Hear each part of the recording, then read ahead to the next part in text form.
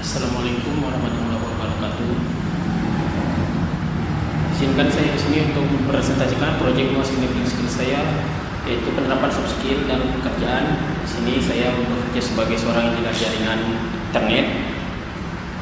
Pertama-tama, apa itu soft skill? Soft skill adalah kumpulan atribut pribadi dan interpersonal yang memungkinkan individu berinteraksi secara efektif dengan orang lain dalam berbagai situasi.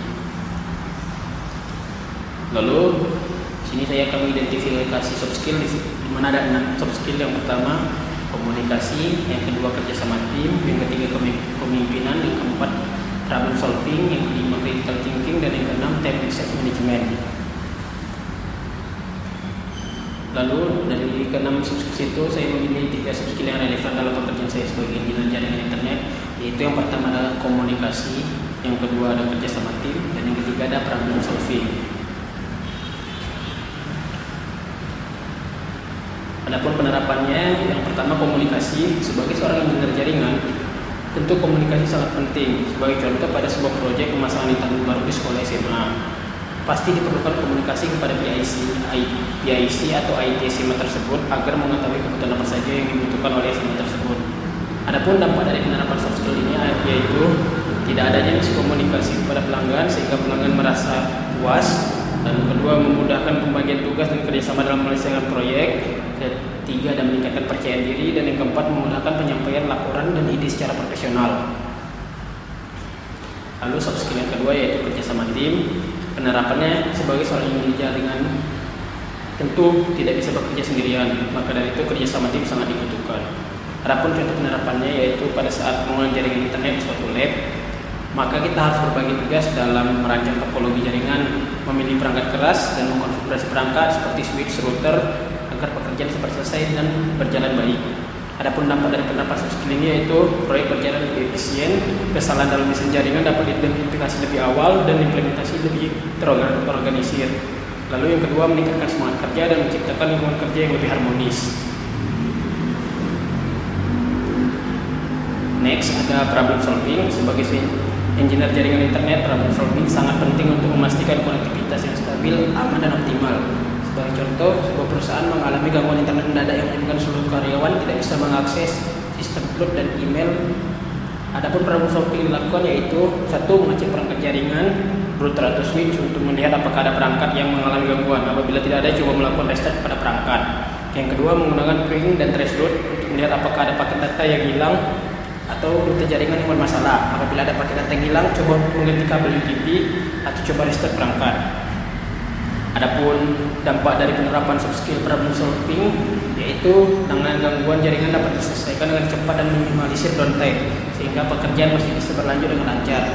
Yang kedua, produktivitas meningkat karena lebih sedikit waktu yang terbuang untuk menangani gangguan jaringan. Yang ketiga, keamanan jaringan meningkat dan risiko pencurian data berkurang. Selanjutnya, refleksi dalam penerapan soft skill, tantangan apa saja yang dihadapi.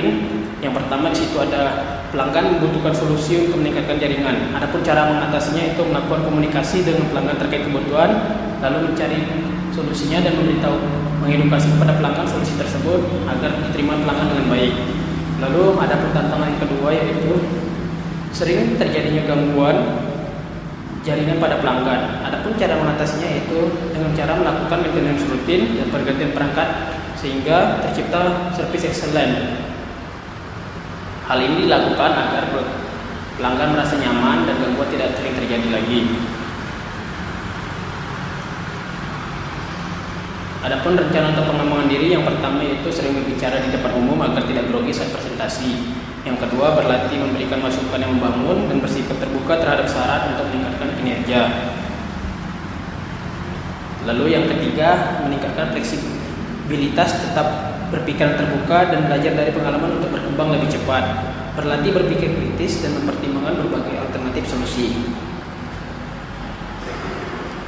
Adapun rencana aksi untuk pengembangan diri lebih lanjut, yang pertama ikut pelatihan komunikasi dan leadership. Ini bisa diikuti seperti mengikuti webinar atau acara talk show yang ada. Lalu yang kedua yaitu bergabung dalam proyek kolaboratif. Hal ini bermaksud agar membangun kerjasama tim dan meningkatkan keharmonisan dalam tim, juga melatih komunikasi antar sesama. Yang ketiga yaitu meminta feedback dari rekan kerja dan atasan. Hal ini berfungsi untuk evaluasi kepada diri agar tidak merasa puas dan dapat meningkatkan diri lebih baik lagi. Kesimpulannya, penerapan soft skill dalam pekerjaan memberikan dampak positif terhadap produktivitas, hubungan kerja, dan penyelesaian tugas. Namun, terdapat beberapa area yang perlu ditingkatkan. Dengan rencana aksi yang terstruktur, saya yakin dapat mengembangkan soft skill lebih baik dan memberi kontribusi lebih besar di tempat kerja. Demikian saja presentasi tentang proyek UAS saya. Apabila ada kekurangan, saya mohon maaf. Assalamualaikum warahmatullahi wabarakatuh. Terima kasih.